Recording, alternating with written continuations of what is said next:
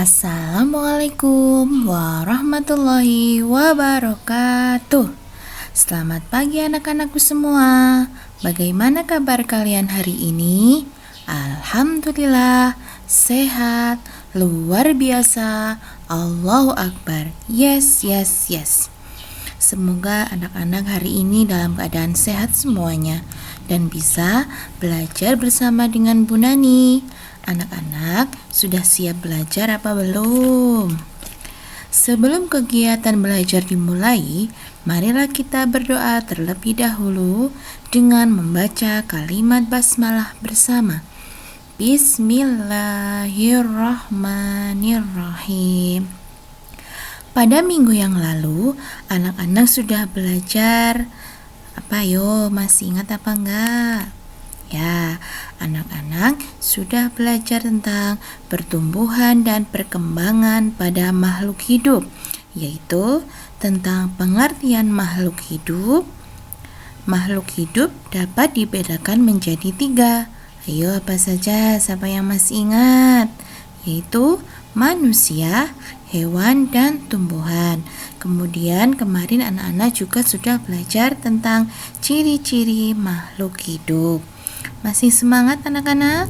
Ya, tetap semangat belajar walau dalam masa pandemi corona. Semoga wabah ini cepat berlalu sehingga kita bisa bertatap muka lagi. Pada kesempatan pagi hari ini, kita akan belajar tema 1 subtema 2 pembelajaran ke-1, yaitu pertumbuhan dan perkembangan makhluk hidup, atau bisa disebut dengan pertumbuhan dan perkembangan manusia.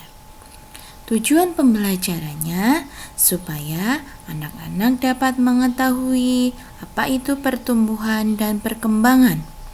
Kemudian anak-anak bisa melakukan penjumlahan dengan cara teknik menyimpan dan dengan cara teknik tidak menyimpan. Kemudian anak-anak diharapkan bisa mempraktekkan gerakan tari dengan baik dan benar. Marilah kita mulai pelajaran pagi hari ini, perkembangan dan pertumbuhan manusia. Anak-anak bisa dilihat buku temanya di halaman 23. Ayo amati gambar di bawah ini. Perhatikan gambar Udin berikut ini. Di situ terdapat 3 gambar. Yang pertama, Udin pada waktu masih kecil yang sedang digendong oleh ibunya. Yang kedua, Udin sedang merangkak. Yang ketiga, Udin sedang belajar berjalan.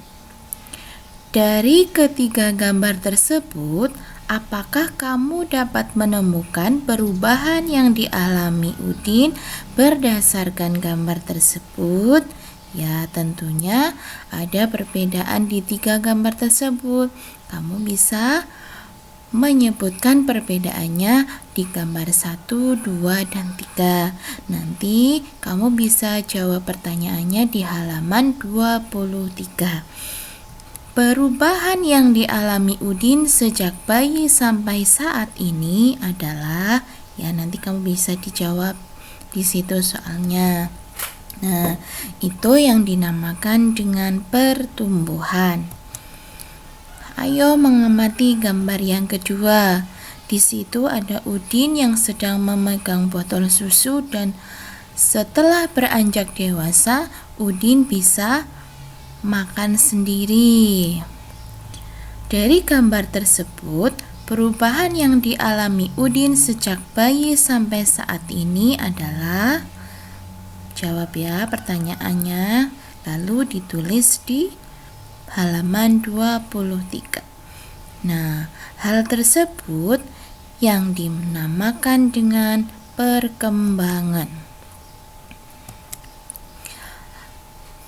Dari kegiatan di atas, lakukan wawancara dengan orang tuamu tentang pertumbuhan dan perkembanganmu dari sejak lahir sampai saat ini.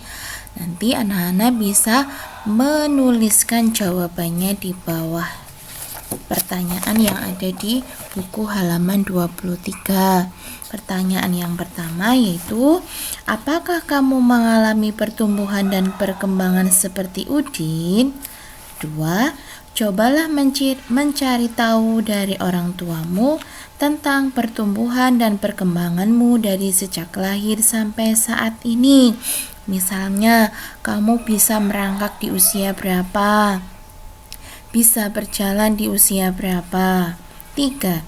Informasi yang dapat kamu tanyakan tentang pertumbuhan dan perkembangan. Misalnya, berat badanmu sejak lahir berapa? Selain itu, kamu juga dapat mencari informasi mengenai kemampuanmu dalam merangkak dan berjalan. Kamu tanya ke orang tuamu, kamu bisa merangkak di umur berapa bulan dan bisa berjalan di umur berapa bulan. Lakukan kegiatan wawancara kepada orang tua di rumah untuk mendapatkan informasi tersebut. Kamu tanyakan kepada orang tuamu tentang perkembanganmu pada waktu masih kecil.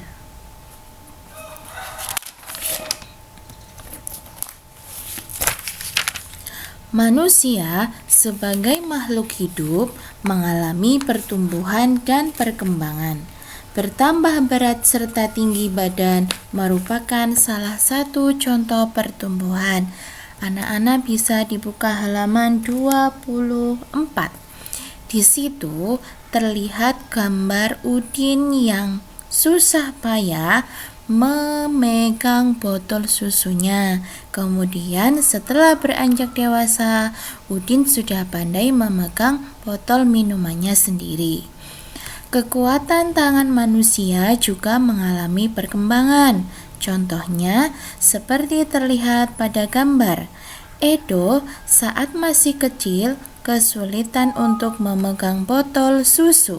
Ya, Edo, sekarang Edo, tadi Udin, sekarang Edo yang berlatih memegang botol susu dan setelah dewasa, Edo bisa memegang botol minumannya sendiri. Tetapi setelah tubuh Edo bertambah besar dan kuat, Edo dengan mudah dapat memegang tempat minum yang lebih berat dari botol susu. Kekuatan tangan dapat dilatih melalui kegiatan olahraga dan menari. Kuat dan lemahnya dari gerakan tangan digunakan dalam menari. Nah, kekuatan tangan dapat dilatih melalui kegiatan olahraga dan menari.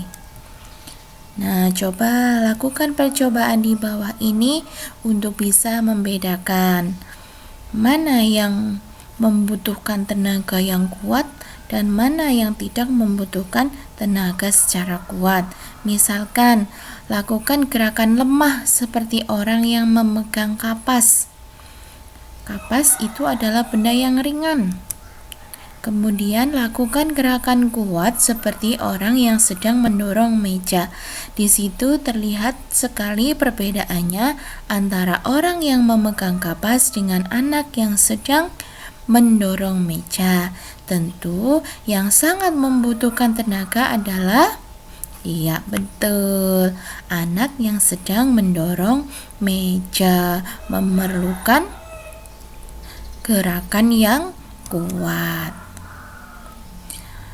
Nah, dari gerakan tersebut berarti kekuatan tangan itu bisa melakukan gerakan yang lemah dan bisa melakukan gerakan yang kuat seperti gerakan menari. Nah, pada gerakan pertama, angkat tangan kanan, lalu tangan kiri. Angkat tangan dengan kuat seperti sedang mengangkat beban. Anak-anak coba tirukan gerakannya. Gerakan kedua adalah turunkan kedua tangan secara perlahan. Kedua tangan diturunkan sambil menggerakkan jari tangan, menirukan air hujan turun. Gerakan ketiga adalah rentangkan kedua tangan ke samping, lalu bengkokkan sehingga membentuk huruf U. Gerakan keempat adalah gerakan memutar pergelangan tangan secara perlahan-lahan. Gerakan kelima adalah mengacungkan tangan ke depan dengan kuat, lalu membalikkan kedua telapak tangan dengan arah yang berbeda. Gerakan yang terakhir, yaitu gerakan yang keenam, adalah bertepuk tangan. Tepuk tangan dapat divariasikan dari gerakan yang lemah sampai kuat. Misalnya, bertepuk dengan 2 jari, 4 jari, 6 jari, 8 jari, dan terakhir 10 jari. Seperti yang anak-anak sudah pelajari pada waktu kelas 1, masih ingat apa enggak? Tepuk tangan yang dimulai dari 1 jari. Ayo kita tepuk bareng-bareng. Tepuk jari 1, tepuk jari 2, tepuk jari 3, tepuk jari 4, tepuk jari 5, berbunyi semua. Ayo kawan duduk rapi, kita siap belajar. Nah, itu contoh bertepuk dengan 1 jari sampai ke 10 jari. Dari keenam gerakan tersebut, gerakan mana saja yang termasuk gerakan kuat dan lemah dari tangan? Nah, anak-anak tadi bisa melakukan gerakan yang sudah dicontohkan oleh Bu Guru. Nah, dan tentunya anak-anak bisa membedakan mana gerakan yang kuat dan mana gerakan yang lemah. Anak-anak dicoba ya di rumah.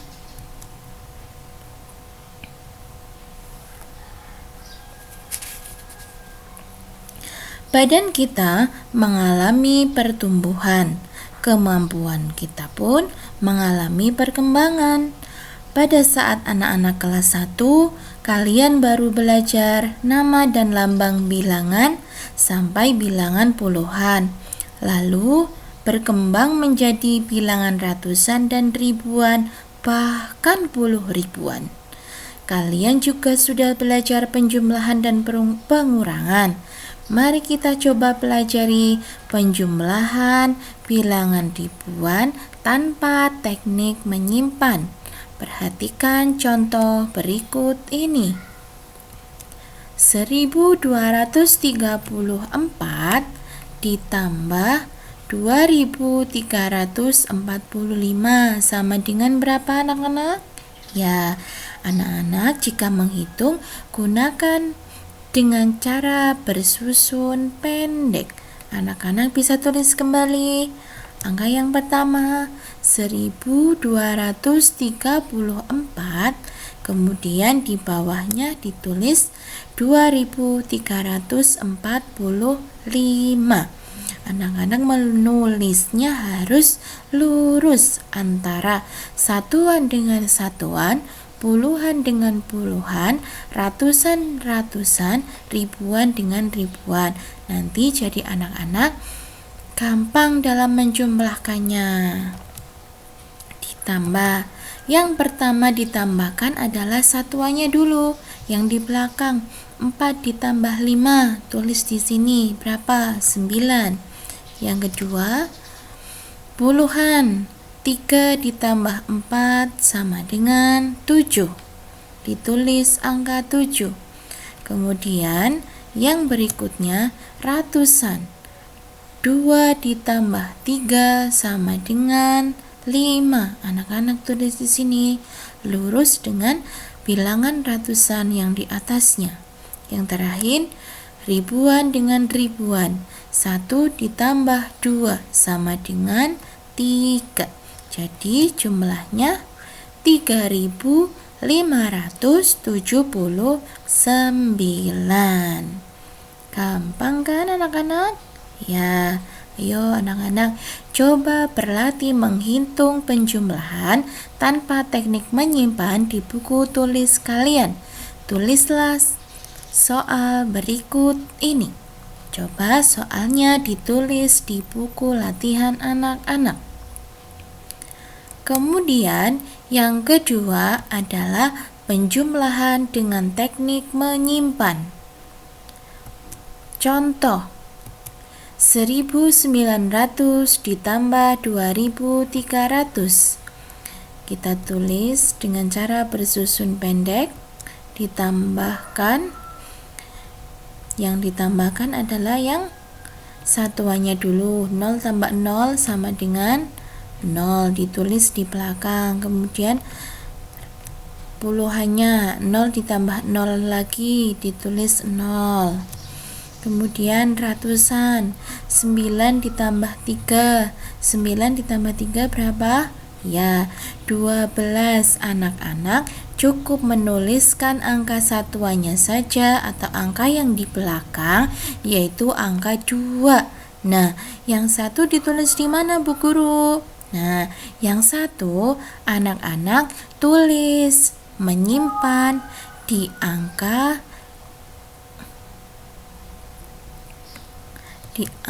berapa? Ya, di bagian ribuan. Anak-anak tulis di sini.